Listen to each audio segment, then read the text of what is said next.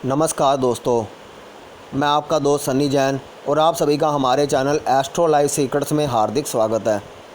Video शुरू करने से पहले आप सभी से गुजारिश है, कृपया हमारे चैनल को सब्सक्राइब अवश्य कीजिएगा ताकि नई नई वीडियो बनाने का प्रोत्साहन मिलता रहे। मित्रों, बेल आइकन को भी दबाना मत भूलिएगा। दोस्तों, आज का विषय शुरू करते हैं। आज हम ऐसे संवेदनशील मुद्दे पर बात करने जा रहे हैं जिस पर अक्सर चर्चा नहीं की जाती। मित्रों, हम कुछ ऐसे योगों पर आज चर्चा करेंगे जिसकी जन्म कुंडली में ये योग होता है, उसके कारण किसी और इंसान का जीवन भी खराब हो जाता है। ऐसे लोगों का विवाह अगर किसी सामान्य लोगों से कर दिया जाए तो उनका जीवन तो खराब होता ही है, उनके जीवन में एक भूचाल की स्थिति आ जाती है। जी हाँ दोस्तों, हम बात करेंगे समलैंगिक योग के बारे में, गे होने के बारे में। जैसे बोल सकते हैं सामान्य भाषा में, आदमी हूँ, आदमी से प्यार करता हूँ। जैसे सेम जेंडर के प्रति आकर्षण का होना और ओपोजिट जेंडर के प्रति आकर्षण का ना होना। जी हाँ दोस्तों, आपने अक्सर देखा होगा ऐसे लोगों का विवाह अगर किसी सामान्य इंसान से हो जाता है और ये लोग शर्म के कारण अपने परिवार वालों को बता नहीं पाते, जिस कारण उनका विवाह एक सामान्य पुरुष हो या स्त्री किसी से भी हो जाता है तो उनके वैवाहिक जीवन में समस्या उत्पन्न हो जाती है, उनका विवाह जीवन नरक के समान हो जाता है। तो ऐसे कौन से ज्योतिषीय योग होते हैं जिस कारण हम इनके बारे में पता लगा सकें, आज उस विषय पर बात करेंगे। मित्रों, वैसे तो इन योगों को पूरी तरह से पकड़ पाना बहुत ही मुश्किल है, लेकिन ज्योतिष के जिज्ञासुओं के लिए आज हम ये स्पेशल वीडियो बनाने जा रहे हैं, जिस कारण कुछ ऐसे योग होते हैं जिसका आसानी से पता चल जाता है। आज हम इसको एक उदाहरण कुंडली के माध्यम से भी आपको बताने का प्रयास करेंगे। इस विषय पर काफ़ी ज्योतिष के जानकार काम कर सकते हैं और किसी की ज़िंदगी को भी बचाया जा सकता है, उनको सही गाइडेंस भी दी जा सकती है। तो मित्रों, आज हम इस विषय पर बात करेंगे कि जन्म कुंडली में ऐसे कौन से योग होते हैं जो सेम जेंडर के प्रति आकर्षण पैदा करते हैं और ओपोजिट जेंडर के प्रति उनका इंटरेस्ट बिल्कुल भी नहीं होता, यानी ऐसे लोग जो स्ट्रेट होते हैं। आज हम उस विषय पर बात करेंगे। मित्रों, सेम जेंडर के प्रति आकर्षण का होना, चाहे वो स्त्री हो चाहे वो पुरुष हो, कहीं ना कहीं उनके मानसिक स्तर को दिखाता है, यानी कहीं ना कहीं उनका चंद्रमा बहुत ज़्यादा पीड़ित अवस्था में होता है। चंद्रमा का पीड़ित अवस्था में होना सबसे पहले ये निर्धारित करता है तो उनके मन की अवस्था क्या है, उनके मन में किस तरह के भाव उत्पन्न हो रहे हैं। मित्रों, ये एक सामान्य विषय नहीं है, इसलिए चंद्रमा पीड़ित किस कारण से हो, कैसे हो, पहले ये समझना ज़रूरी है, क्योंकि अक्सर बहुत सारे लोगों की जन्म कुंडली में चंद्रमा पीड़ित अवस्था में मिल जाता है, परंतु ऐसे लोगों की जन्म पत्रिका में चंद्रमा किस प्रकार से पीड़ित होगा, आज हम उसको जानने की कोशिश करते हैं और बाकी कौन से ज्योतिषीय योग होते हैं उसको आपको बताने की यहाँ पर कोशिश करेंगे। मित्रों, जिनका इंटरेस्ट सेम जेंडर में होता है, सबसे पहले उनकी जन्म पत्रिका में वक्री ग्रहों का बहुत बड़ा रोल होता है।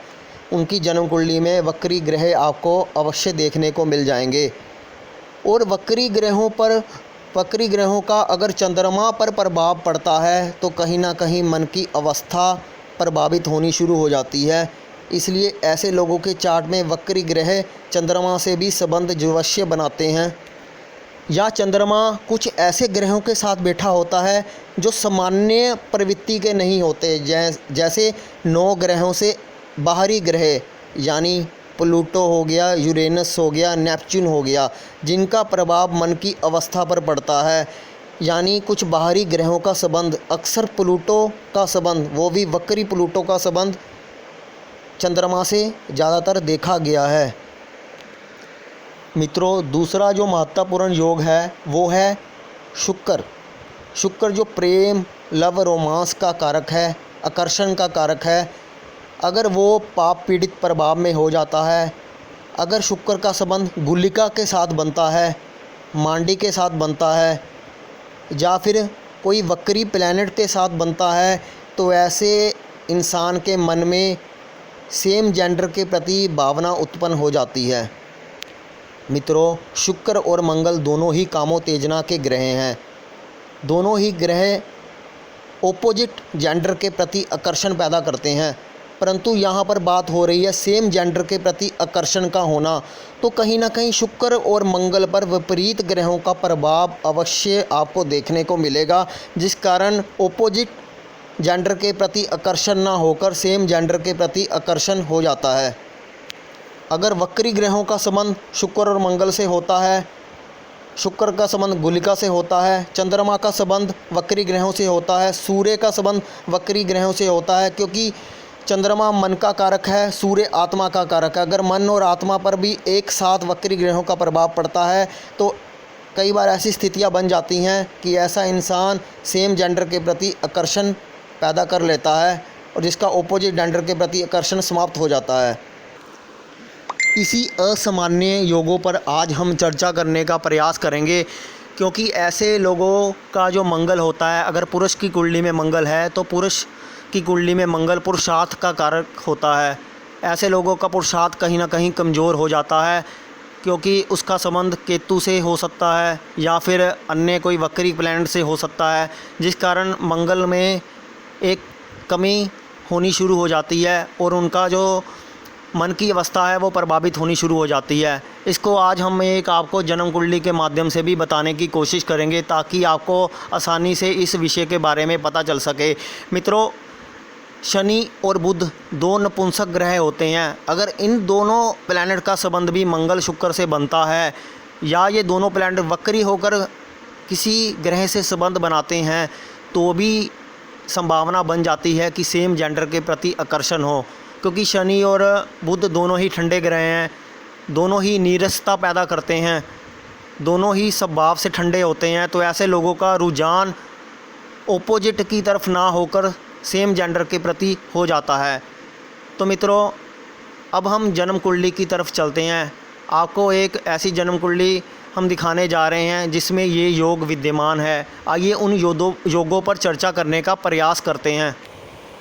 मित्रों, ये एक पुरुष जातक की जन्म कुंडली है, जिसका रुझान अपने ही जेंडर के प्रति लोगों में है, जिसका आकर्षण ओपोजिट जेंडर के प्रति नहीं है। तो ये आप जो जन्म कुंडली देख रहे हो, ये एक वृश्चिक लगन की जन्म कुंडली है। वृश्चिक लगन में सूर्य और बुध बैठे हुए हैं, दूसरे घर में गुरु और राहु है, तीसरे घर में कोई भी प्लैनेट नहीं है, चौथे में भी कोई नहीं है, पाँचवें में भी कोई नहीं है, छठे में भी कोई नहीं है, सातवें घर में शनि विद्यमान है, आठवें घर में केतु विद्यमान है, 9th हाउस में चंद्रमा है, 10वें और 11वें घर में कोई भी प्लैनेट नहीं है और 12वें घर में शुक्र और मंगल बैठे हुए हैं। मित्रों, सबसे पहले हमारी नज़र जहाँ पर जाती है, हम देखते हैं कि शुक्र और मंगल 12वें घर में बैठे हुए हैं। और शुक्र और मंगल को 12वें घर में बैठकर कई लोग यही कहते हैं कि इनका जो इंटरेस्ट है ओपोजिट जेंडर के प्रति होगा। ऐसा इंसान में कामोत्तेजना भी बहुत होती है। ऐसे लोग ओपोजिट जेंडर के प्रति पूर्ण रूप से आकर्षण होता है। तो पहली नज़र में यहाँ पर यह दिखाई देता है कि शुक्र और मंगल 12वें घर में तुला राशि में विद्यमान है, तो इसका ओपोजिट जेंडर के प्रति आकर्षण होना चाहिए। परंतु यहाँ पर बिल्कुल विपरीत स्थितियाँ उत्पन्न हो गई। ऐसे इंसान का इंटरेस्ट ओपोजिट की तरफ ना जाकर सेम जेंडर के प्रति आकर्षण उत्पन्न हो गया। आप इस जन्म कुंडली में देखोगे कि लगन में जो बुध है वो वक्री है और 7th हाउस में जो शनि है वो भी वक्री है, क्योंकि सूर्य से सप्तम शनि बैठा है तो शनि वक्री अवस्था में है। शनि की जो तीसरी दृष्टि है वो चंद्रमा पर है, शनि की वक्री दृष्टि चंद्रमा पर है, शनि की वक्री दृष्टि सूर्य पर है और सूर्य के साथ भी वक्री बुध बैठा हुआ है। जो वक्री प्लैनेट होते हैं वो पिछले भाव में भी 50% अपना प्रभाव देते हैं।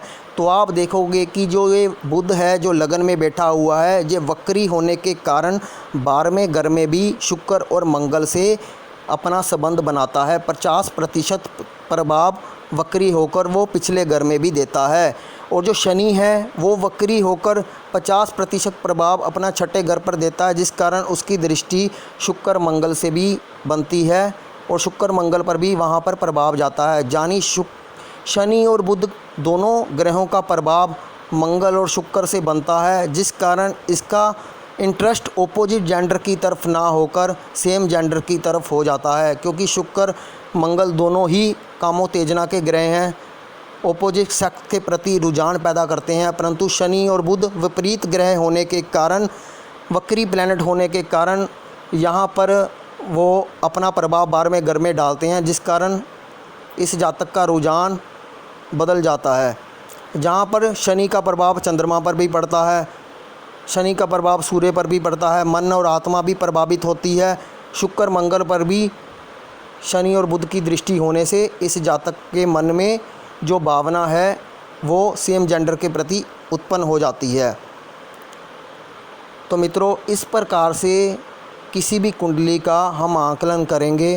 कहने का भाव इस जन्म कुंडली के माध्यम से सिर्फ इतना ही था कि शुक्र मंगल को हम द्वादश भाव में देखकर या शुक्र मंगल की युति देखकर हम गलत अवधारणा बना लेते हैं, परंतु शुक्र मंगल पर पड़ने वाले प्रभाव, चंद्रमा और सूर्य पर पड़ने वाले प्रभाव ही निर्णय लेते हैं कि आज ये इंसान की मानसिक स्थिति कैसी है और इसका मन और आत्मा पर क्या प्रभाव है। तो ये सब कारणों से आप समझ रहे होंगे कि शुक्र मंगल पर अगर विपरीत ग्रहों का प्रभाव पड़ता है, वक्री ग्रहों का प्रभाव पड़ता है, चंद्रमा सूर्य पर वक्री ग्रहों का प्रभाव पड़ता है, तो ऐसे इंसान के मन में हो सकता है कि ऑपोजिट जेंडर के प्रति इंटरेस्ट ना हो, सेम जेंडर के प्रति आकर्षण हो। तो इस जन्म कुंडली के माध्यम से मैंने आपको ये समझाने की कोशिश की है। तो मित्रों, उम्मीद करता हूँ आपको आज का वीडियो पसंद आया होगा। अगर आपको आज का वीडियो पसंद आया है तो कृपया इस वीडियो को लाइक अवश्य कीजिए, वीडियो को शेयर अवश्य कीजिए, चैनल को सब्सक्राइब अवश्य कीजिए, ताकि और भी नए नए वीडियो हम इस विषय पर लाते रहें और ज्योतिष के जो जानकार हैं, जिज्ञासु हैं, उनके लिए हम नए नए वीडियो बनाते रहें। धन्यवाद मित्रों।